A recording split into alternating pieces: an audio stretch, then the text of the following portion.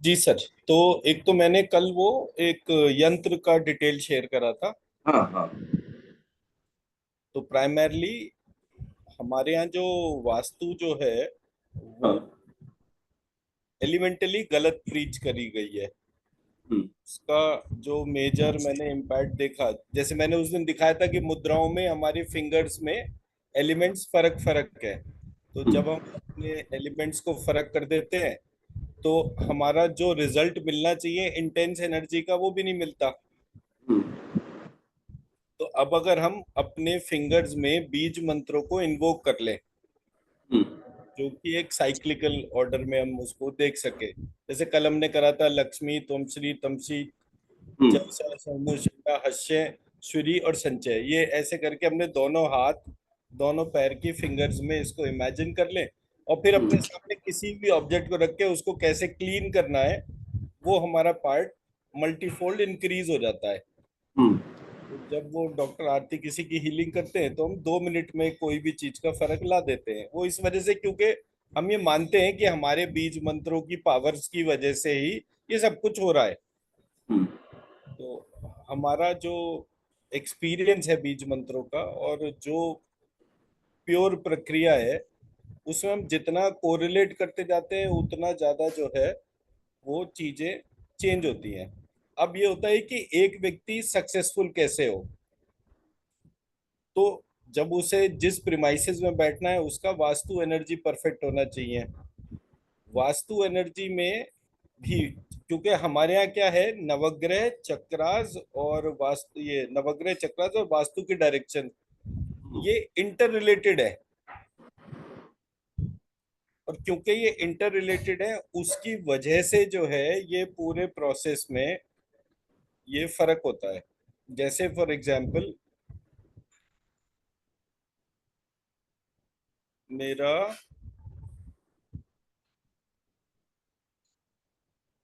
मेरी east direction,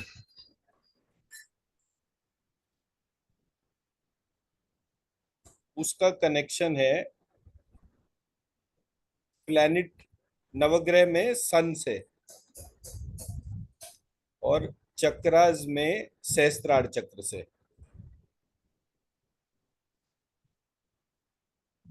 और इसका कलर गोल्डन है। इसका कलर गोल्डन है क्योंकि सन का कलर गोल्डन ही आएगा। हम्म। जो मेरी वेस्ट डायरेक्शन है, अभी ईस्ट लिखा ना, तो हम्म। तो ईस्ट के बाद वेस्ट आ गया।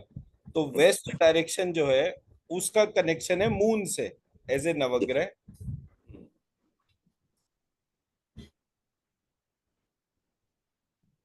और मून का कनेक्शन है मन से।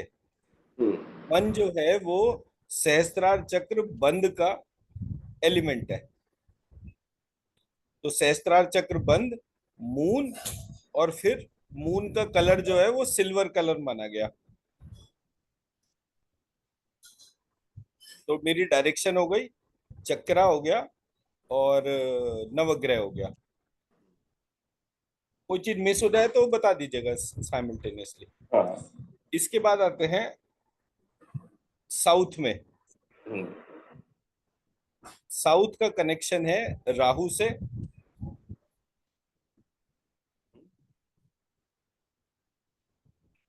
और इसका जो चक्र है वो लंबिकाग्र चक्र है।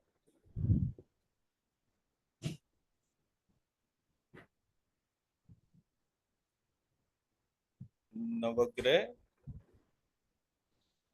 चक्र, कौन सा चीज रह गया इसमें? नवग्रह चक्र कलर। राहु तो नीला होता ना। Rahu is Coca Cola colour. Coca.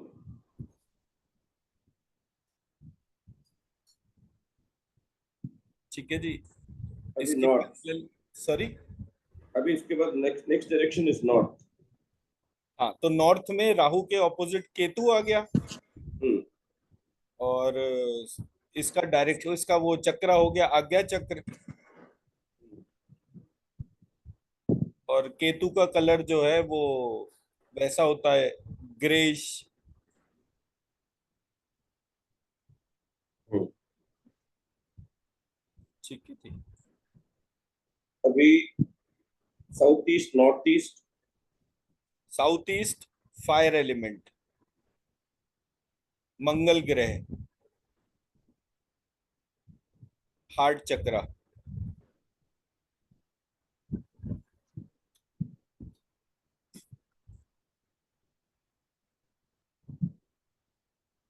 अग्नि का कलर तो लाल होता है, रेड कलर हो गया रेड ना। Colour, red colour. North east, हाँ। South west, sorry, south east, south west. South east, south east के बाद साउथ वेस्ट पे आ जाइए। South west sky element, mercury planet, chakra में मूलाधार चक्र, ग्रीन कलर।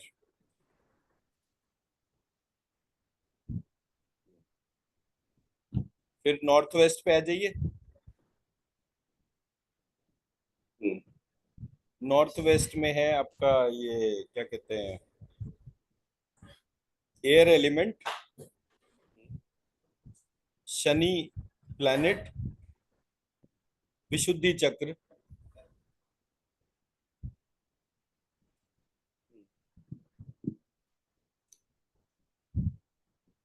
उसका कलर ब्लैक हो गया। विशुद्धि चक्र इज ब्लू कलर। अच्छा। नॉर्थ ईस्ट पे आ जाइए। हम्म। नॉर्थ ईस्ट डायरेक्शन, हम्म। वाटर एलिमेंट, स्वादिष्ठान चक्र, वीनस एज एलिमेंट। नमस्कार Shukla ji.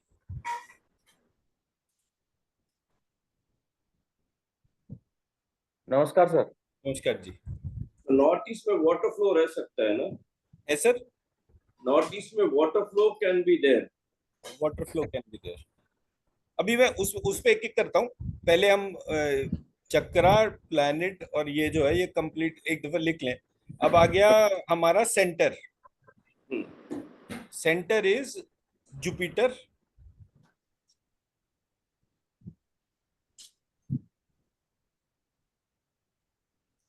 Centre is Jupiter, Manipur चक्र,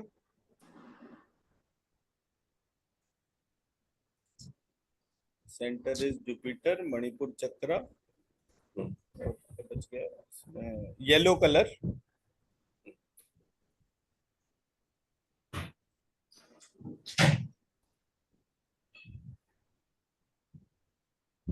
ठीक है जी।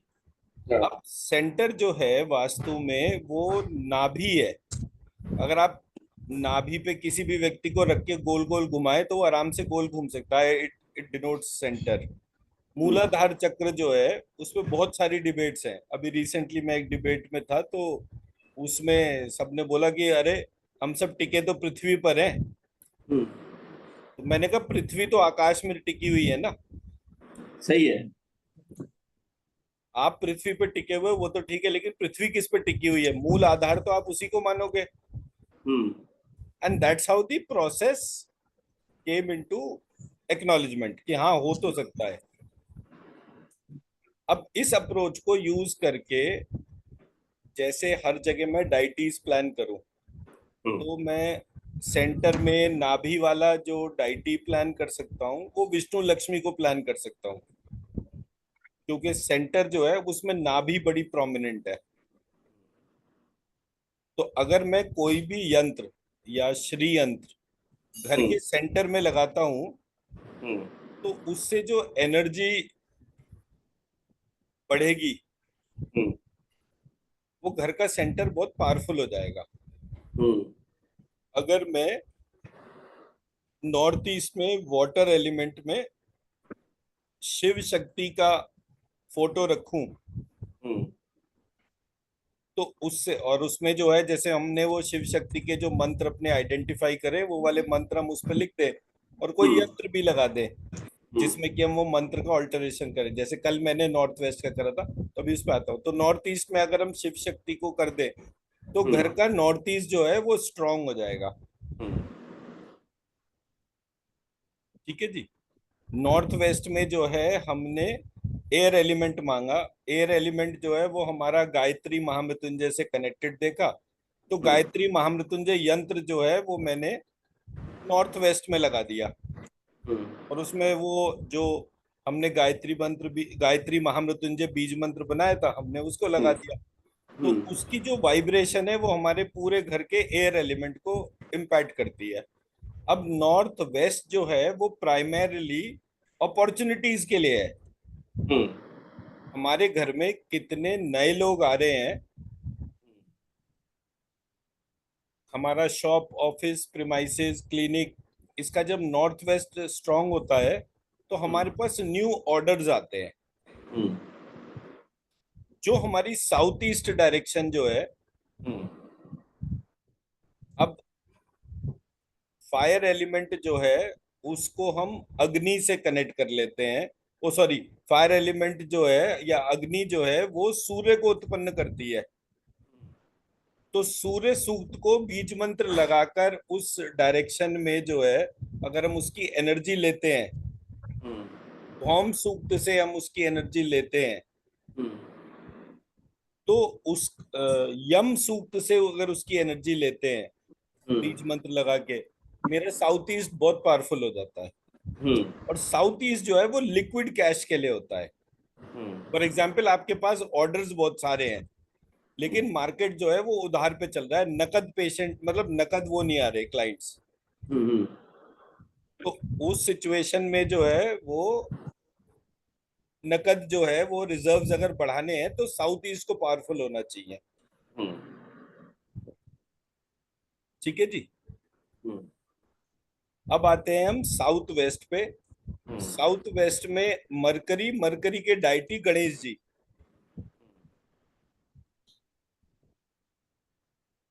तो जब हम गणेश जी को जो है वहां हम्म पर जागृत करते हैं, हम्म तो अब गणेश जी अकेले नहीं चलते, गणेश जी विद रिद्धि सिद्धि। तो कोई भी मंत्र जिसमें गणेश जी रिद्धि सिद्धि के साथ में हो, और जैसे आपने मुझे एक वो फोटो शेयर करा था उस पे जब मैंने जो है वो गणेश जी रिद्धि सिद्धि का मंत्र लगाया, तो वो साउथ वेस्ट को मेजरली वाइब्रेट करता है। South west is the direction of leadership. Leadership का क्या मतलब होता है? जो भी मतलब south west primarily is the direction जहां से आप मैक्सिमम न्यू आइडियाज को रिटेन करते हैं। हम्म अब लीडर तो वही है जो सारी नई चीजों के लिए बहुत ज्यादा वाइब मतलब जिसको नए आइडियाज और लोगों से कनेक्ट करना और उसकी नॉलेज सबसे ज्यादा हो। तो सबसे ज्यादा नॉलेज जो है वो गणेश जी के लिए मानी गई है। और गणेश जी जो है वो सिंबल हो गए बेसिकली कि वो एक्सट्रीम नॉलेज जो है वो उसके लिए जाने जाते हैं कि एक्सट्रीमली इंटेलिजेंट। तो जब हम गणेश जी विद रिद्धि सिद्धि अपने साउथ वेस्ट में लगाते हैं तो घर में लीडरशिप पैटर्न इंप्रूव होता है। लीडरशिप पैटर्न जो है वो घर के ऑर्डर्स बढ़ाता है, ऑर्डर से कैश रिजर्व्स होते हैं, और लिक्विड कैश के बाद में जो है calmness and everything comes from the Venus planet and which is based out of north east. तो हम इस प्रकार से अपने डाइटीज को अपने समस्त प्रेमाइसिस में जब इन्वोक करते हैं, वो वास्तु जो है वो उस घर को डिवाइन एनर्जी से कनेक्ट करके रखता है। ऐसे घर में जब भी कभी कोई गेस्ट आएगा या कोई भी चीज हो रही है, उस घर में कभी फाइनेंशियल एनर्जी का वो नहीं होता।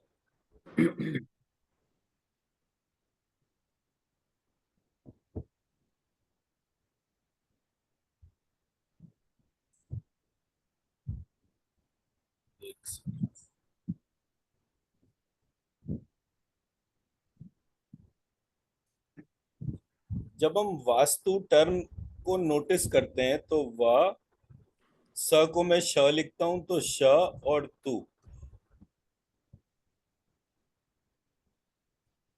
शुक्ला जी, आपका तो ये वाला मैंने करा रखा है ना पूरा? हाँ हो रखा है। हाँ। तो वह, इसीलिए मैंने कहा कि कुछ ऐसा कर लें जो ता बेसिकली डायरेक्शन के लिए है।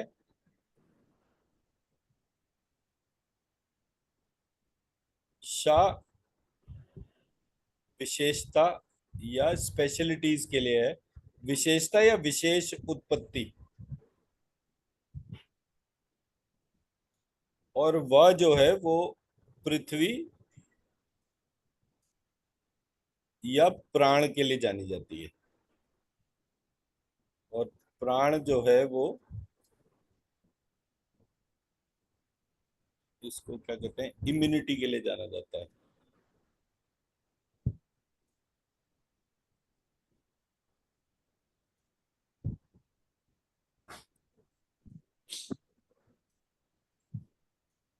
तो देखिए, वास्तु की जो परिभाषा जो है वो उसके नाम से ही, मतलब मैंने स को श करते ही उसकी परिभाषा देखिए। वास्तु उस प्रक्रिया को कहते हैं जो किसी भी भुवन के भीतर प्राण को जागृत करे समस्त दिशाओं से, और समस्त विशेषताएं उस प्राण से जागृत हो जाएं। हमने जैसे अभी 2 दिन पहले क्लास करी थी, तो उसमें हमने गुण निकाला था कि धर्म क्या है। धर्म जो है वो अ, वर्ण आश्रम, वर्णाश्रम, प्रायश्चित और गुण। तो जिस घर में रहने से मुझे अपने विशेष गुण का पता चले, और विशेष गुण को जैसे ही हम टच करते हैं एकदम से हम एक से अनेक होना शुरू कर देते हैं। तो इस तरीके से ये जो वास्तु की परिभाषा जो है वो पूरी होती है। घर है तो घर इम्यून होना चाहिए। घर घर में इम्यूनिटी किस बात से पता चलेगी? जब उस घर में जितना पैसा चाहिए उससे ज्यादा पैसा आ रहा हो। इसका मतलब वहां पे कोई चीज ऐसी नहीं है जो कि उस घर की फाइनेंशियल एनर्जी को रोक रही हो। अब होता क्या है, आजकल लोग घर ही लोन पे खरीदते हैं, तो पहले दिन घर में जाते ही वो 15-16 साल के लिए तो वो लोन रह जाता है।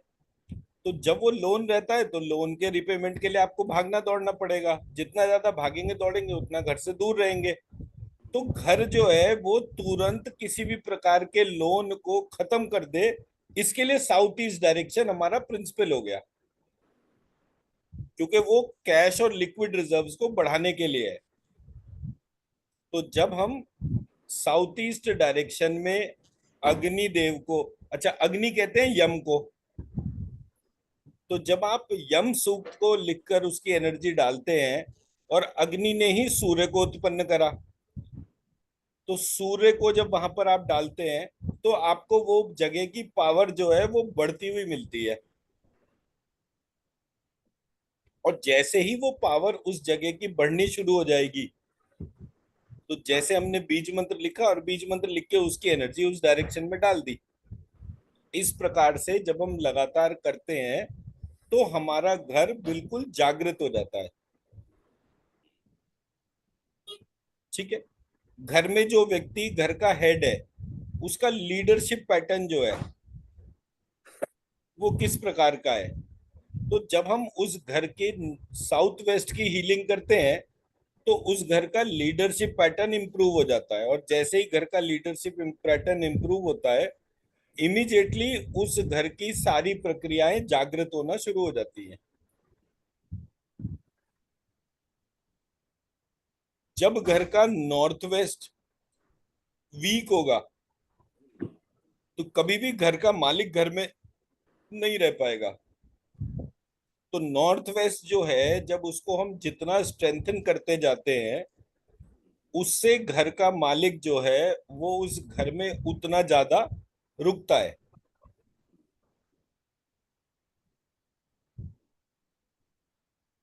अब आप जो मैंने ये 9 पॉइंट्स लिखा है इनको वैलिडेट करके देख लीजिए, स्कैन करके चेक कर लीजिए कि जो जो पॉइंट में लिखवाए हैं, चक्रा और ये इन तीनों का जो इंटीग्रेशन जो है।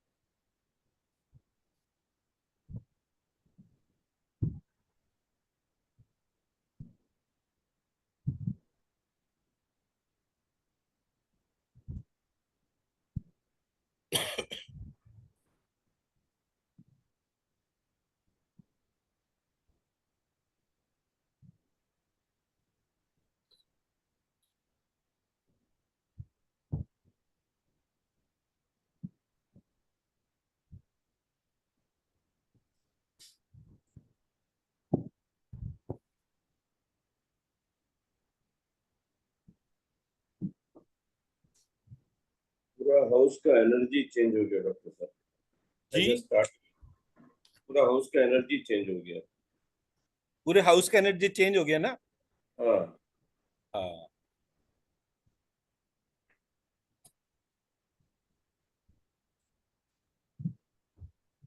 मैं सर हर चीज को ना मैंने खुद भोग रखा है मेरे घर में।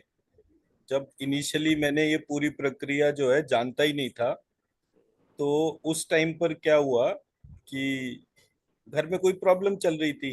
फादर हम्म, को हेल्थ इश्यूज बहुत थे, तो हम्म। हमें किसी वास्तु वाले ने बोला, तो उसने 50,000 रुपये ले लिए और घर का वास्तु कर गया, ये तोड़ दो, ये कर दो, ऐसे बना दो, वैसे बना दो।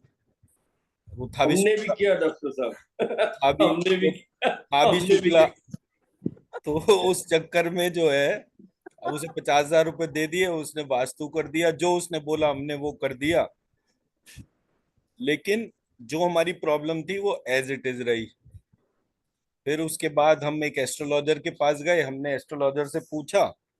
हम्म। एस्ट्रोलॉजर ने कहा कि मतलब उसने हमसे पैसे तो नहीं लिए, बट जितनी भी चीजें उसने रेमेडी के तौर पे बताई, एक भी नहीं हुई। फिर हमने वो जितने भी बड़े बड़े नाम थे उन सब के हिसाब से चीजें मालूम करी, कोई काम नहीं आया एस्ट्रोलॉजर के तौर पे।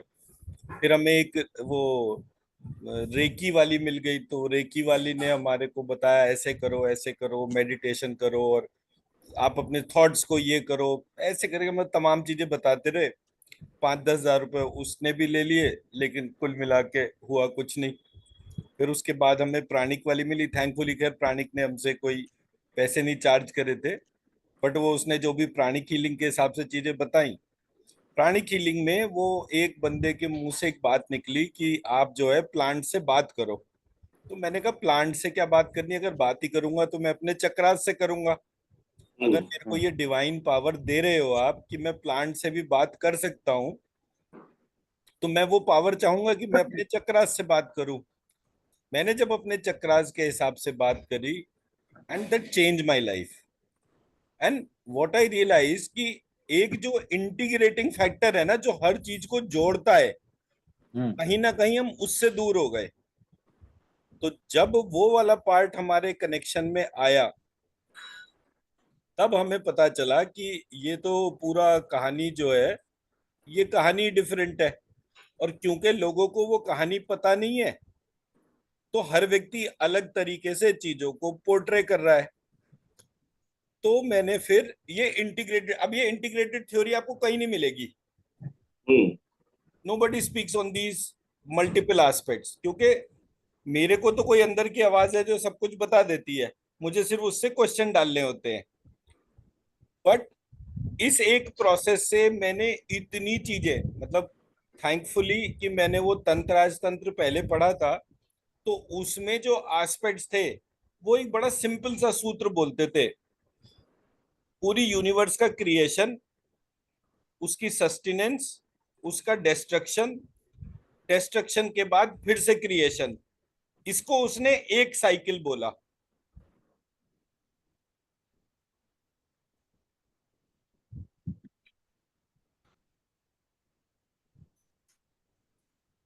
पूरी यूनिवर्स का क्रिएशन करा, उसकी सस्टेनेंस करी, उसका डिस्ट्रक्शन करा, और डिस्ट्रक्शन के बाद अगेन रिकंस्ट्रक्शन करा। इसको एक साइकिल बोला है उसमें। और उस एक साइकिल का मतलब ये है कि आपको हर फैक्टर यूनिकली पता हो, खास तौर पे क्रिएशन। अब मैं हम्म। आपके सामने एक बड़ा इंटरेस्टिंग सा वो रखता हूँ। तंत्राज तंत्र के अंदर इस वाले ग्रिड का बहुत महत्व है। हम्म।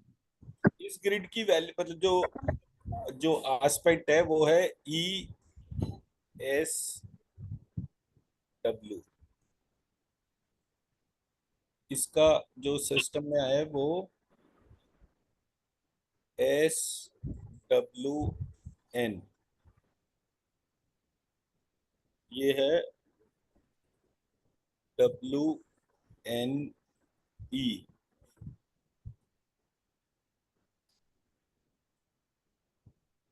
और ये है एन एस ई।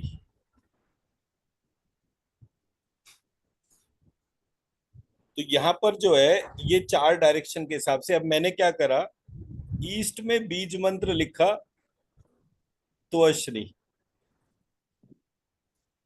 और जैसे मैं आजकल लिखना शुरू करा है, तो अश्री कैसे लिखते हैं, उसी तरीके से मैंने इसको लिख दिया। हम्म। तो तोअश्री की एनर्जी यहाँ पर ईस्ट में लेनी है आपको, साउथ में आपको लेनी है एनर्जी लक्ष्मी की। लक्ष्मी। इस तरीके से वेस्ट में आपको लेनी है एनर्जी सत्यई,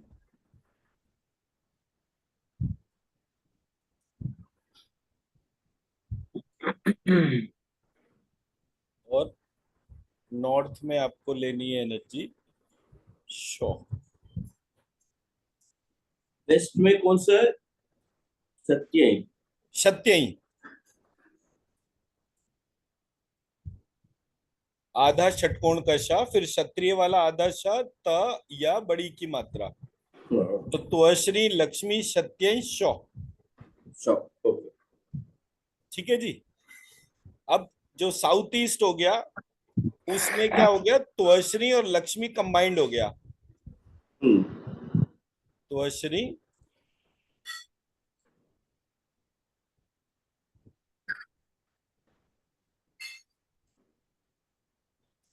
और लक्ष्मी।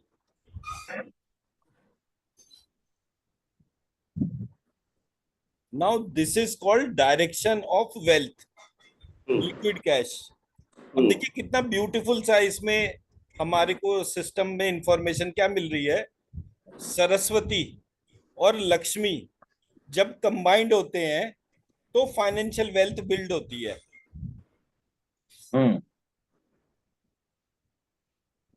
सरस्वती मतलब इंटेलिजेंस और लक्ष्मी मतलब पर्पस। जब मेरी इंटेलिजेंस पर्पसफुल होती है तो मैं फिनोमिनल वेल्थ जनरेट करता हूं।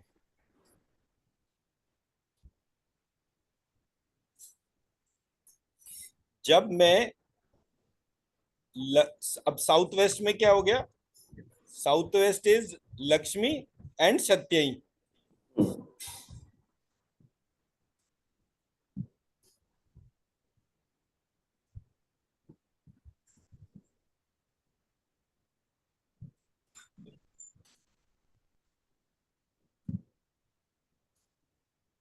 अब इसका मतलब क्या हो गया, जब लक्ष्मी मतलब पर्पस और सत्यई मतलब प्योर ट्रुथ। तो जब पर्पस प्योर ट्रुथ के साथ कनेक्ट होता है तो आपकी इंटेलिजेंस इन्वोक होती है which develops the leadership pattern. Hmm तो जब मैंने अपने भीतर के साउथ वेस्ट डायरेक्शन या मूलाधार चक्र में लक्ष्मी और सत्यई इन दोनों बीज मंत्र की एनर्जी को कनेक्ट करा, हम्म तो उसके कनेक्ट होते ही मेरे लीडरशिप पैटर्न्स जो हैं वो चेंज होने लग गए। हम्म तो जो चीज मेरे पे एप्लीकेबल है वो सब पर है। जब आप भी इसी प्रोसेस को अपने भीतर उसी तरह से इन्वोक करेंगे, आपके भी लीडरशिप पैटर्न्स चेंज हो जाएंगे। हम्म जब मैंने यहां पर है शौ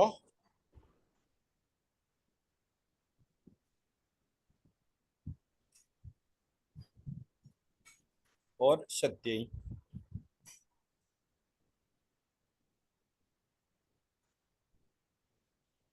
तो जब मैंने शौ बेसिकली वागीश्वरी के लिए है, जो हम्म हमारी वाणी की अधिष्ठात्री है। तो हम्म जब मेरी वाणी में सत्य ट्रुथफुलनेस का इनपुट बढ़ गया,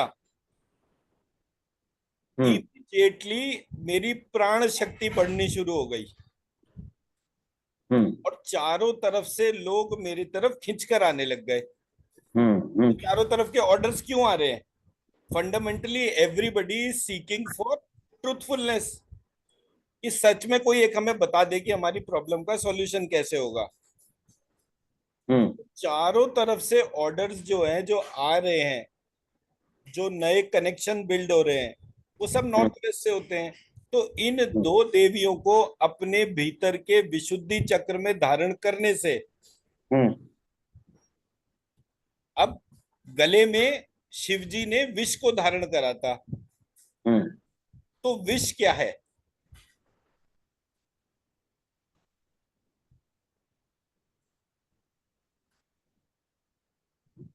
कमियां ढूंढना।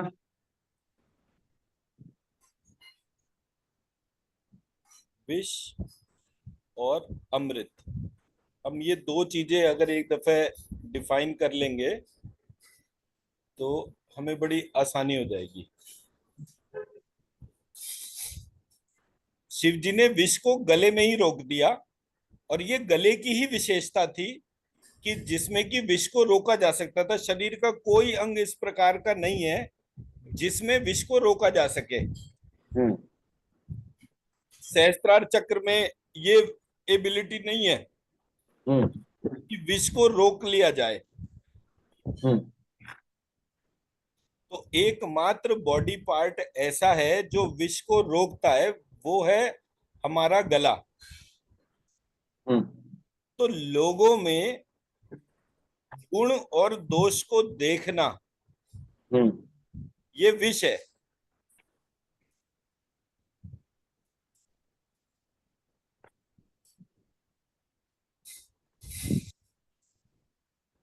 और लोगों के होने में उद्देश्य को देखना, ये अमृत है।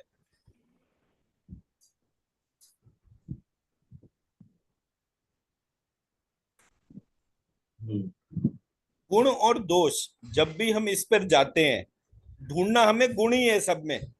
हमारा जो धर्म है वो प्रत्येक में अपने भीतर के गुण को देखना है, इसमें कोई वो नहीं है, मतलब अप्रोच वाइज ये है।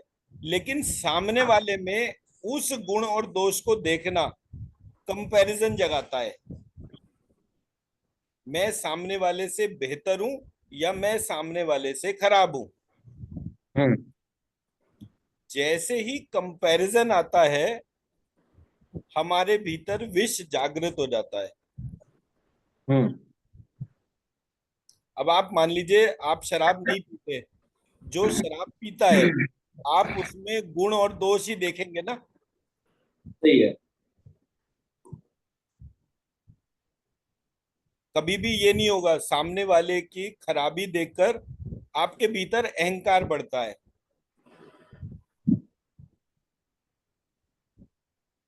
और अहंकार एक विष है। उल्टा कर लीजिए, मैं तो अपने स्कूल टाइम से ही देख रहा था।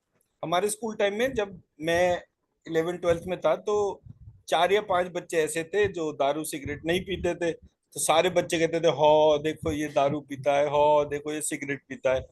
आज देखते देखते ऐसी स्थिति हो गई कि क्लास में अगर 100 बच्चे हैं तो 4 या 5 ही नहीं खाते पीते, बाकी सारे। तो उन्होंने आज उन लोगों को हो ये नहीं खाते पीते जो प्योर वेजिटेरियन है, अल्कोहल नहीं कंज्यूम करते, सिगरेट नहीं पीते, उनके घर में लोग डिनर करने नहीं आते। ये सही है डॉक्टर साहब। आज और उनको बुलाते, देखने और को इनको बुलाते भी नहीं है एक्चुअली, इवन अच्छे दोस्त भी होते हैं तो डिनर तो बुलाते भी नहीं है, तो यार ये नहीं खाएगा। हाँ ये मतलब दिक्कत करेगा। मैंने तो अपने इतने करीब करीब के नेटवर्क्स में ये चीज देखी, अलग अलग लोगों पे टेस्ट करके देखी। हर जगह मैंने ये देखा कि जो व्यक्ति शराब नहीं पीता, नॉनवेज नहीं खाता और सिगरेट नहीं पीता, उस व्यक्ति को डिनर पे ना तो कोई इनवाइट करता है, शादी ब्याह तो छोड़ देते हैं, बाकी जो है घर पे अरे आ जाओ चलो बैठ के खाना खाएंगे साथ साथ, उसे डिनर पे नहीं इनवाइट कर रहे। उसको जो है वो मतलब वो किसी के घर डिनर पे नहीं जा सकता ना, उसको कोई घर पे डिनर पे वो और किसी को और बुलाएगा तो कोई आएगा नहीं, बोले अभी तो मैं बिजी हूँ, लंच का रख ले लंच में आ सकता हूँ, क्योंकि लंच में वो नहीं दारू पीता तो इसलिए जो है। अरे यार मेरे को ऐसे बोलते हैं, मेरे को घास फूस नहीं खाना है। हाँ बिल्कुल। हाँ हाँ। सही बात है आपकी। नहीं वो ऐसे बोलते हैं ना, वो घास फूस ऐसे ही बोलते हैं। गाय और भैंस खाते हैं। हाँ, हाँ मतलब ऐसे ही। ये तो है ही है। सो मेरे कहने का मकसद ये है कि ये सारी की सारी चीजें गुण और दोष वाली, जब हमने नहीं खाते पीते थे हमने जो खाता पीता था उसको हे दृष्टि से देखा, उसी तरीके से जब वो खाता पीता था उसने भी हमारी तरफ से हे दृष्टि से ही देखा। हे दृष्टि मतलब नीचे की दृष्टि, खराब मानना। हम्म क्यों खराब मानना, इसमें कोई खराबी नहीं है। भोजन एक प्रक्रिया है, उस भोजन में कितनी सारी बीमारियां तो ऐसी हैं जो जिनमें आप शराब ही औषधि है। मैं कम से कम 100 बीमारियों के नाम बोल सकता हूँ जिसमें शराब ही केवल एकमात्र औषधि है। बेनेड्रिल जो कफ सिरप होता है उसके अंदर तो अल्कोहल है, रहता ही है। सर बेनेड्रिल नहीं, पूरा मेंटल हेल्थ जो है उसमें जितने भी आप स्लीपिंग पिल्स लेते हैं, एंटी एंजाइटी पिल्स लेते हैं, पेन किलर्स लेते हैं, सब में एक ना एक तरीके का नशा ही तो है। हम्म। और आयुर्वेद में जो आरिष्ट है वो 6% अल्कोहल बेस्ड मेडिसिन ही तो है सारी सारी। जितने भी अरिष्ट हैं वो बेसिकली वो मतलब उसको हम वाइन से कंपेयर कर सकते हैं। बियर से 6% अल्कोहल होती है। नहीं, मैं वो नहीं कह रहा हूं, मैं मेरा मतलब ये है, ये जो बियर की प्रक्रिया है वो तो एक जौ के हिसाब से माना जाता है। हम्म बट हमारे यहाँ जितने भी अरिष्ट हैं अगर आप उसको कंपेयर करोगे तो वो वाइन के जैसे हैं। सही बात। अल्कोहल है उसमें, परसेंटेज ऑफ अल्कोहल है। द्राक्षासव आप गिनोगे तो वो तो अंगूर का ही बनने वाला आसव है, तो वो प्रक्रिया के तौर पे। लेकिन किसी ने उसको सही और गलत बना दिया।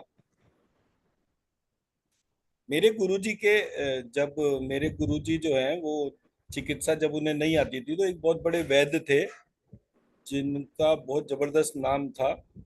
तो वो वहां पर उनके यहाँ चले गए, और वो वैद्य जी ने उनको बोला कि भाई मैं तो आपको नहीं सिखाऊंगा ये विद्या।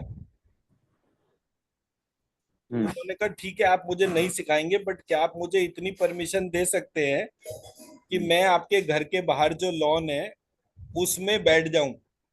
हम्म मेरे को कुछ दिन रहना है और मैं भोजन अपना खुद ही पकाता हूँ, सामान मेरे पास सारा है, तो मैं आपको किसी भी प्रकार से कष्ट नहीं दूंगा। मैं एक कोने में बैठा रहूंगा, आपके जो रोगी आते हैं उन रोगियों को जो है वो देखकर सुनकर मुझे प्रक्रिया का ज्ञान हो जाएगा। बोले हम्म आपको कैसे ज्ञान हो जाएगा? बोले मुझे बड़ी दूर तक की आवाज आती है, आप अपने औषधालय में बैठ के भी अपने रोगी से बात करेंगे तो भी मुझे जो है वो सुनाई और समझ आ जाएगा। मुझे सिर्फ ये सुनना ही है कि एक रोगी से कैसे बात करते हैं, रोग की चिकित्सा क्या करते हैं मुझे अच्छी तरह आता है। हम्म तो जब ये वाली बात हुई तो उन्होंने कहा ठीक है। अब साधु आदमी थे, कोई साधु आदमी जिद करे तो गृहस्थ अगर साफ सुथरा भी होगा तो भी वो उसकी जिद को मना नहीं कर पाता। हम्म तो उन्होंने भी मना नहीं करा। गुरुजी वहां पर बैठ गए, बैठने के बाद वो अपना सुनते रहे। कई महीने चलते रहे इसी तरीके से। हम्म फिर क्या हुआ, एक दिन वो जो वैद्य जी थे उनके पास एक रोगी आया। वो रोगी बिल्कुल मरणासन था, उन्होंने देखा और बोले कि ये रोगी तो मर जाएगा। हम्म तो अब वो आए तो इस उम्मीद से थे कि वैद्य जी ठीक करेंगे, बट वो हम्म वैद्य जी जो है उन्होंने हाथ खड़े कर दिए। वो बाहर जा रहे थे तो वो गुरुजी ने वो वैद्य जो जो पेशेंट थे के साथ में अटेंडेंट थे उनको बोला कि हम्म वैद्य जी से प्रार्थना करो कि हम्म अगर ये साधु जो बाहर बैठा है ये ठीक कर देगा तो वो उसकी हम्म अनुमति प्रदान करते हैं, क्योंकि अगर उनकी अनुमति नहीं होगी तो मैं ये काम नहीं करूंगा। हम्म तो वैद्य जी ने कहा कि ये बच ही नहीं सकता।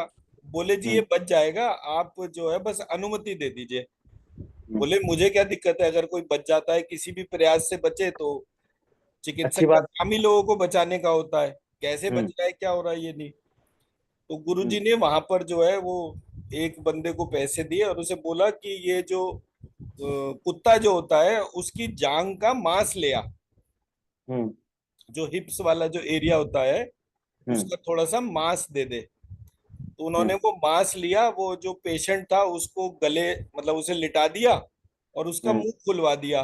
और उन्होंने हम्म मांस जो है वो धागे में बांध के और वो धागा जो है उसके मुंह में अंदर छोड़ा। हम्म जब बाहर निकाला तो उस पे वो जो कुत्ते वाली किल्लियां होती हैं वो चिपकी हुई। हम्म फिर उन्होंने वो वाला मांस का टुकड़ा हटाया, दूसरा डाला, तीसरा डाला, चौथा डाला, और वो सारी किल्लियां जो है वो उस व्यक्ति के ब्रेन के उसमें जो है वो चिपकी हुई थी। हम्म सारी किल्लियां जो हैं वो लगभग 2 या 5 घंटे के अंदर जो है वो निकल गई, क्योंकि किल्लियों को कुत्ते का मांस बहुत पसंद होता है। तो हम्म जैसे वो कुत्ते का मांस आया तो वो तुरंत, हम्म उसके बाद वो उस व्यक्ति के तो जैसे शरीर में खून और जान आ गया, क्योंकि तो उसका तो पूरा ब्रेन ही जकड़ा पड़ा था। तो मुझे गुरुजी बोले कि बोले मैं नैष्टिक ब्रह्मचारी वैष्णव साधु, और मेरे को जो है वो कुत्ते के मांस से चिकित्सा करनी पड़ी। हम्म तो कोई कैसे कह सकता है कि शाकाहारी और मांसाहारी जीवन जो है वो जीने के हिसाब से? बोले भोजन एकमात्र औषधि है, उसे औषधि की तरीके से ही सेवन करना चाहिए। अगर हम्म आपको लगता है कि अगर वहां पर किसी व्यक्ति को शराब पीने के हिसाब से है तो वो शराब जो है 1 से 1.5 पैक अगर निश्चित है तो वो औषधि है। अगर आप 4 5 6 कर रहे हो तो वो नशा है। हम्म तो मेरे को तो जब मेरे गुरुजी ने सब्जेक्ट्स को बताते थे बड़े खुल के साफ बात होती थी, हर चीज का वो उसमें वो बताते थे कि चिकित्सा होती क्या है। तो ये तो एक सौभाग्य की बात हो गई। बट उन्होंने एक ऐसी अप्रोच डाल दी कि जिससे कि आप किसी भी चीज से चिकित्सा कर सकते हैं। जैसे मैं मंत्रों से चिकित्सा कर रहा हूं तो मैंने मंत्र की ही प्रक्रिया को उठाया। और ये वाला पूरा प्रोसेस इस ग्रिड के तौर पे जो मैं आपके सामने रख रहा हूं, इस ग्रिड को यूज करके आप अपने घर की प्रत्येक समस्या को सुलझा सकते हैं। अब अगर मैं इस वाले ब्लॉक को बोलूंगा NSE जहां लिखा है, तो यहां पर बीज मंत्र आएगा शौह, त्वश्री और लक्ष्मी। हम्म इस वाले ESW इस पे आएंगे तो यहां पर लिखा जाएगा त्वश्री, लक्ष्मी और सत्यई। हम्म इस वाले पे आएंगे तो SWN में लक्ष्मी, सत्यई, शौह। हम्म और यहाँ पर WNE पर आएंगे तो सत्यई, शौह और त्वश्री। ऐसे हम्म करके मेरे ये बीज मंत्र बन जाते हैं। ये वाला ग्रिड मैंने ऑलरेडी शेयर कर रखा है। हाँ तो जब मैं इस ग्रिड को एक स्टिकर फॉर्म में हर जगह प्लेस कर देता हूं, हम्म तो हर एक कॉर्नर में पूरा ग्रिड के 13 एनर्जीज फ्लो करेंगी। और इन 13 स्वरूप से हमारा पूरा शरीर गवर्न है। ये शरीर के समस्त गेटवेज को कंट्रोल करता है। और ये 4 बीज मंत्र केवल ललिता देवी के बीज मंत्र है। मैं इसी ग्रिड में वो लक्ष्मी, त्वमश्री, तमसी, चषा, शौमु, शंडा, हस्य, श्री, संचय वो डाल दूंगा, तो उसके बेसिस पे भी मैं ऐसे ही बना सकता हूं। तो नवारण मंत्र और ये 13 वाला मंत्र, ये सारे के सारे हमारे मंत्र के स्ट्रक्चरल प्रोसेस को हाईलाइट करते हैं। हम हम्म जिस जगह जिस पार्ट का भी एक ऑर्डर में न्यास कर देंगे, वही शक्तियां हमारे भीतर जागृत हो जाएंगी। हम्म मैं मेरी बात समझा पाया? जी हाँ।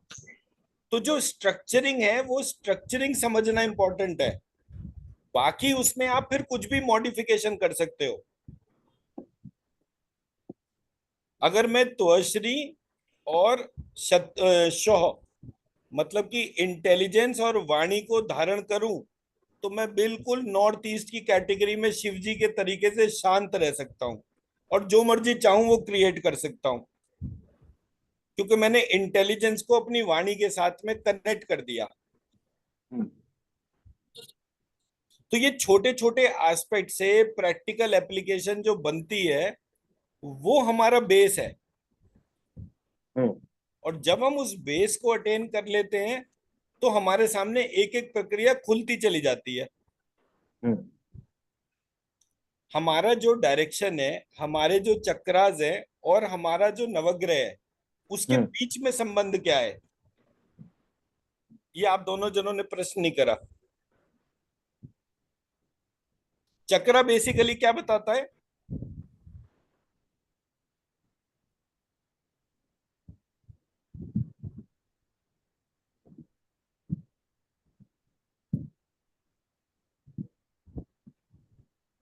एनाटॉमिकली तो वहां पे जो वो तीनों की तीनों जो बॉडी है उनको चक्रा कनेक्ट करता है। एनाटॉमी से कोई कनेक्शन नहीं है। हम्म लेकिन तीनों शरीर को एक जगह वो तो हो करता है ना, जोड़ता तो है ना। तो जो जोड़ता है वो एनाटॉमी का पार्ट नहीं होता। हाँ वो मेरा शब्द गलत था, लेकिन वो उस उन तीनों तीनों जो बॉडी हैं उनको वहां पे वो कनेक्ट होते हैं, उसे चक्र कहते हैं, जैसे मैं समझता देखिए, ये बड़ा क्वेश्चन बहुत ही क्रिटिकल है ये। हूँ। चक्रा आपके उस एक मोमेंट ऑफ टाइम की ऊर्जा को धारण करता है। शरीर में जो ऊर्जा है उसको धारण करना हमारे चक्रास का काम है।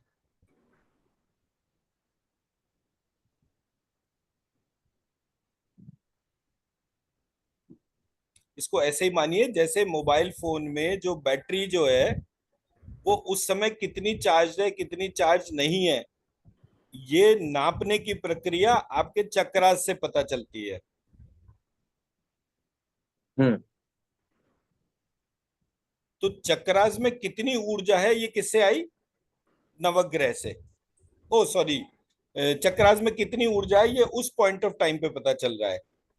अब टोटल ब्रह्मांड में जो ऊर्जा है उसका कारण हमारा नवग्रह है।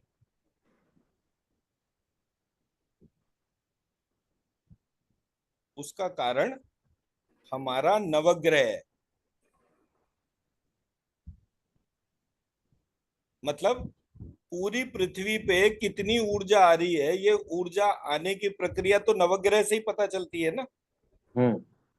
सूर्य ने कितना प्रकाश छोड़ा, सूर्य से प्रकाश चंद्रमा पे गया, चंद्रमा से कितना प्रकाश आया, तो प्रकाश ही ऊर्जा की फॉर्म है। और फिर जी। उसके साथ उसका रई का एलिमेंट हो गया, तो वो कितना किस पार्ट ने एब्जॉर्ब करा। ये पूरी प्रक्रिया नवग्रह के द्वारा होती है। नवग्रह दो प्रक्रियाओं को होल्ड करते हैं, एक प्रकाश और एक रई, एक प्राण और एक रई। राइट। तो उसका जो सम्मिलित स्वरूप है ये बताता है कि टोटल प्रकाश, टोटल रई ऊर्जा जो है ये कितनी है। तो एक हम्म। ऊर्जा हो गई मेरे चक्रास में, और एक ऊर्जा हो गई पूरे ब्रह्मांड के हिसाब से। हम्म। तीसरा आ गया दिशाएं, 9 डायरेक्शन, वास्तु। हम्म। वास्तु ये डिसीजन देता है कि आपके चक्रास में कितनी ऊर्जा का एब्जॉर्प्शन हो। आप अपने आप को दिशाओं के साथ में जो है अलाइन कर लेते हैं, फॉर अ पर्टिकुलर टाइम आपकी ऊर्जा बदल जाती है।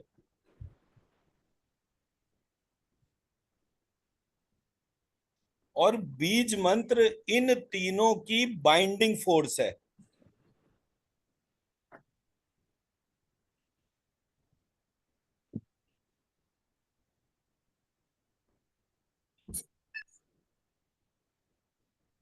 मैं मेरी बात का जिस समझा पाया? The correlation between the chakras, the direction, and the navagrahas. नवग्रह।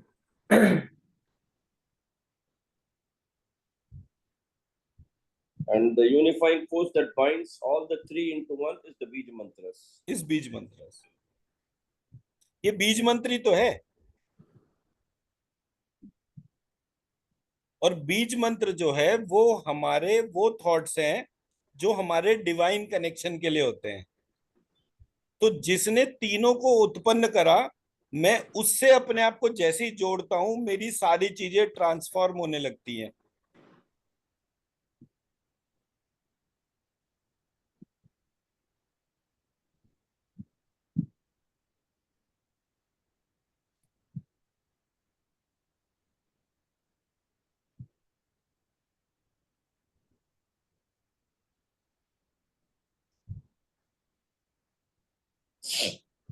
मैं मेरा पॉइंट समझा पाया? जी। Yeah. और ये बहुत क्रिटिकल है। इस बात को समझाना और समझना दोनों ही बहुत ही टिपिकल टास्क है। बट मैं क्योंकि इन तीनों को बांध पाया, क्योंकि मेरी दृष्टि प्रत्येक स्थिति में केवल ईश्वर की तरफ ही थी। तो जब विचार में ईश्वर है तो प्रत्येक चीज में आप चीज को बांध सकते हो। अगर विचार में ईश्वर नहीं है तो आप किसी भी चीज में बांध, जो डोर है बांधने की, वो नहीं देख सकते। और जो हमारी बाइंडिंग फोर्स कही गई है वो बताई गई है बाय द टर्म रस। 99% of the problem arises because हमारी जो सोच होनी चाहिए वो ईश्वर की तरफ ना होके बल्कि वो सिर्फ बीज मंत्र की तरफ है। दैट इज वाई हमारा काम कभी पूरा नहीं होता। ये भी एक रीजन हो सकता है ना डॉक्टर? कैसे, मतलब फिर से बताइए, मैं समझा नहीं। I am just saying that when we do any mantra mantra मंत्र की जो भी हम जाप करते हैं, हमारा ध्यान वो क्रिएटर की तरफ ना हो कि वो सिर्फ मंत्र की तरफ होता है। That is why we never get the full fruit of what we are doing. In a way yes, but ये डिपेंड करता है कि मंत्र अगर आपका सही है और आपका ध्यान क्रिएटर की तरफ नहीं भी है तो भी काम चलता है। इसलिए हमारे यहाँ बार बार वो मंत्र शोधन और ये सारी चीजों की बात करी गई। और अब जैसे मैं मान लीजिए ये यंत्र बना रहा था, ये यंत्र में मुझे ये बीज मंत्र लिखने थे और ये बीज मंत्र बहुत बड़े बड़े हो जाते। अब ये हम्म। बड़े बड़े बीज मंत्र जो है इनको इस यंत्र में लिखने के लिए मुझे उतना, तो किसी ने सिंबल्स बना दिए कि इंस्टेड ऑफ मैं इतना डिटेल में तुअशरी लिखूं, मैंने एक छोटा सा सिंबल बना दिया।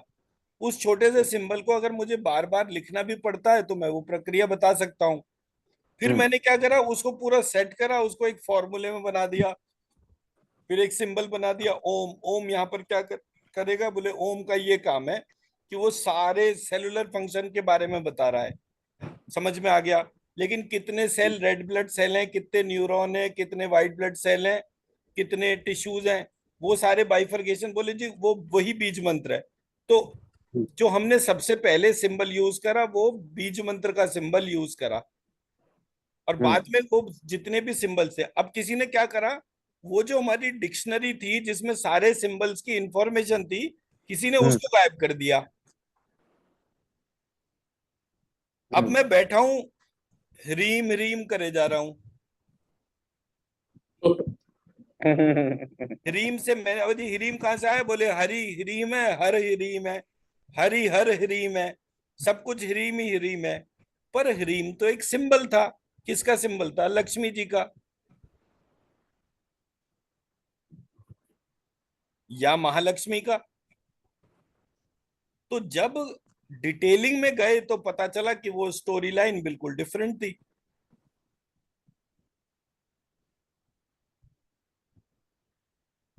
तो जब हम किसी को भी पुकार रहे हैं तो पुकारने में जो त्रुटियां हैं उसको जब हम हटा देते हैं, अब फॉर एग्जाम्पल जैसे मैंने बात कर रहा था, तो मैंने एक दिन बोला रमेश जी, एक दिन बोला जयराम जी।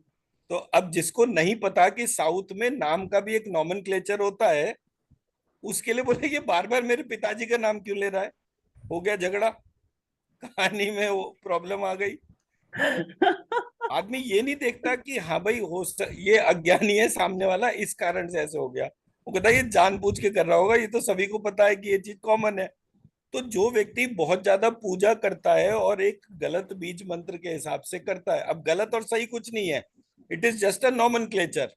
भगवान कहता है इतने दिन से मेरा नाम जप रहा है, मैं चीख चीख के इसके अंदर से पुकार पुकार के अपना नाम बता रहा हूँ, इसे रोज सिग्नल देता हूँ कि देख ये लक्ष्मी जी के मंदिर के बाहर से निकल रहा है, ये लक्ष्मी ही रीम है। और ये देख ही नहीं रहा, सुन ही नहीं रहा। तो जब कोई बच्चा बार बार कहने से भी नहीं सुनता तो माँ बाप चपत लगा देते हैं, कभी डांट देते हैं। जिस पे चपत और डांट से भी फर्क नहीं पड़ता उसकी पिटाई हो जाती है। ये सारी अभिव्यक्ति हैं।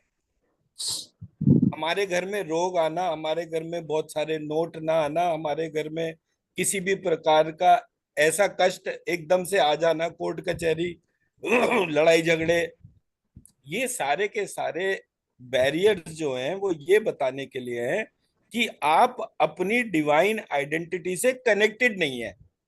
और कनेक्शन कैसा होना चाहिए, बोले जी कनेक्शन इंटेलिजेंट ही होना चाहिए, मूर्ख तो पुत्र के रूप में भी नहीं होना चाहिए।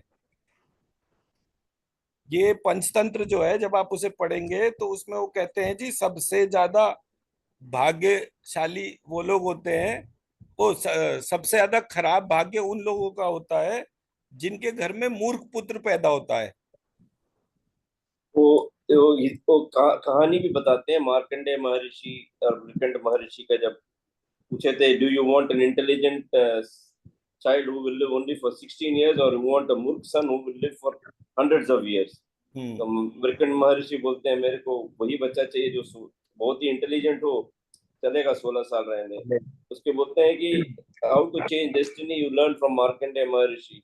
वो बोलते हैं कि वो जब शिवलिंग से लिपट गए, एक्चुअली वो तात्पर्य नहीं था कि वो शिवलिंग से लिपट जाने से आपकी जिंदगी बच जाएगी। एक्चुअली वो तात्पर्य था when you connect to the soul within you will be able, because आप उस सोल भगवान जो क्रिएटर उससे आप उतने जुड़ जाते हो, the creator doesn't want to leave you. Because मौत कब आती है हमें बताया था कि यमराज पास फेंकते हैं, पास मीन्स अफेक्शन। सो गॉड, यमराज इतने लव करते हैं भगवान के अंदर के भगवान को कि भगवान आपको रोक दे के चले जाते हैं। उसके साथ अगर आप उस भगवान के साथ जुड़ जाते हो तो आप चिरंजीवी हो जाते हो, जैसे कि मार्कंडेय महर्षि हो गए थे। तो वो तात्पर्य था कि शिवलिंग से लिपटना। और हम लोग जाके, हम तो वही बोले, कोविड में जाके हर कोई शिवलिंग से लिपट जाएगा तो हर कोई कोविड से थोड़ी बच जाएगा। You need to connect to the God within you. तो हमारे यहाँ एक बोलते हैं इन तमिल दे से उइरे कडवुल, it means soul is god. Hmm. वो बोलते हैं कि जब भी आप सोल से कनेक्टेड होते हो आप चिरंजीवी होते हो। अब जब आप सोल से डिस्कनेक्ट होते हो तो आपको वो disease and then you Yamraj आ जाते हैं आपके पास। इधर आपको ज्यादा कॉफ हो जाता है, पित्त हो जाता है, डेथ उसी से होता है। So that's what they said basically. नहीं मतलब इंटेलिजेंस के बिना कोई चीज नहीं कंडक्ट हो सकती। हर चीज में इंटेलिजेंस का बहुत इंपॉर्टेंट रोल है। किसी ने बहुत स्ट्रेटेजिकली भक्ति के नाम पर हमें इंटेलिजेंस से दूर कर दिया। हमारे यहाँ भक्ति एक ग्रंथ है भक्तमाल, जिसमें कि जितने भी भक्त हुए हैं उनके बारे में बताया है और उन्होंने क्या क्या करा। तो किसी ने टेक्स्ट में उन पॉइंट्स को भी हाईलाइट कर दिया जहां पे भक्त ने कोई काम बहुत ही अनइंटेलिजेंटली करा, उसको एक्नॉलेज कर दिया। हम्म। उसमें इंटेंशन जो है वो इम्पोर्टेंट थी। एक जगह डिस्क्रिप्शन है वो खिचड़ी का, कि वो एक वो कौन सी जाति की महिला थी, तो उसने जो है वो खिचड़ी, कि भगवान को भोग लगाना होता था तो खिचड़ी के तौर पे उसने खिचड़ी बनाई। तो वो टॉयलेट सीट पे बैठी थी, तो उस टाइम पर उसे याद आया कि कहीं लेट ना हो जाऊं, तो वो दातुन कर रही थी टॉयलेट सीट पे बैठ के, और वो जो दातुन वाली डंडी थी उसी से खिचड़ी को घुमा भी रही थी। और उसके बाद वो खिचड़ी भगवान ने खा ली। तो एक प्रोसेस जो है वो इंस्टेड ऑफ इंटेंशन को, कि हर काम में आप ईश्वर का ध्यान रख सकते हो, instead of getting this meaning, khichdi खिलाना जो है वो भगवान के भोग का पार्ट हो गया। इम्पोर्टेंट एक्चुअली पार्ट था। हमारे यहाँ हमारे जो कुल देवता हैं उनको, उनका टेम्पल है Swamimalai, where Lord Shiva himself, because Lord Kartikeya को सुप्रीम इंटेलिजेंस माना गया है। Even the God bowed on, आपने सही कहा था कि instead of giving importance to intelligence, even भगवान भी हमें बताते हैं कि when it comes to intelligence even I bow down in front of him करके। तो वहां पर जो कार्तिकेय भगवान को गुरु गुहा बोलते हैं। गुरु गुहा मीन्स अपने पिताजी के गुरु, पिताजी को भी बोलते हैं आप, if you want to learn something come to me and become my disciple. तो उनको प्रणव मंत्र का पूरा सारांश बताते हैं वो टेम्पल के अंदर। अगर आप टेम्पल में चढ़ोगे 64 स्टेप्स में, वो पूरा बताएंगे कि पूरा स्टोरी लिखा हुआ है कि हाउ दिस ब्रह्मा को उन्होंने अरेस्ट कर लिया था and then lord Shiva comes to him and asks him the meaning. वहां पर वो, because he is a small child, so पिताजी के गोद में बैठ के पिताजी ऐसे मुंह में ऐसे बंद करके सुनते हैं। तो उसका तात्पर्य ये था कि यू बो down before the supreme intelligence, जो आपकी जो इंटेलिजेंस है उसके सामने आप वो करते हो करके। आपने सही बोला कि हम इंटेलिजेंस को इम्पोर्टेंस ना दे के हम भक्ति को ज्यादा इम्पोर्टेंस देते हैं। सर बड़ा सिंपल सा लॉजिक है ना। आप एक बात बताइए, आपका गोत्र क्या है? कौशिक गोत्र, कौशिक। विश्वामित्र जो विश्वामित्र गोत्र जो शुक्ला कौशिक जी, और आपका गोत्र क्या है? वशिष्ठ। वशिष्ठ। अब मुझे आप ये बताइए, मैं अगर आपसे आपकी 5-6 पीढ़ी पहले के व्यक्ति के बारे में पूछूंगा तो आपको नहीं पता नहीं कि पता। आपके दादा के परदादा का नाम क्या था, आपको नहीं पता होगा। बट आप कौन से क्लैन से बिलोंग करते हैं ये आपको लगातार बताया जाता है। आजकल के बच्चों को तो ये भी नहीं बताया जाता, बट प्रक्रिया सर, गोत्र जो है वो बताया जाता है। तो गोत्र तो ऋषि के नाम पर ही होता है ना। हम्म और ऋषि वो होता है जो रिसर्च करता है। रिसर्च वो कर सकता है जो बहुत लॉजिकल माइंड हो। हम्म। पूरे सिस्टम में जितनी भी जगह भगवान ने कहीं ये नहीं बोला कि मुझे जो है शूद्र क्षत्रिय या वैश्य प्यारा है। हम्म। भगवान ने बोला मुझे सबसे ज्यादा प्यारे ब्राह्मण है। हम्म। ब्राह्मण क्यों सबसे प्यारे हैं? क्यों? क्योंकि वो इंटेलिजेंट बिहेवियर रखते हैं और अपने इंटेलिजेंस की वजह से वो अपने आप को भी सेक्रीफाइस करके सोसाइटी को बचाने का काम करते हैं। हम्म। जब तक सोसाइटी सरवाइव कर रही है, हम सब लोग सरवाइव कर रहे हैं। इसलिए जितने भी देश के रेवोल्यूशन हुए, आज नहीं, शुरुआत से लेकर, सब में ब्राह्मण्स का ही रोल प्ले था। हम्म। तो किसी ने उस ब्राह्मण के इंटेलिजेंट बिहेवियर को डेविएट करने के लिए भक्ति मूवमेंट शुरू कर दिया।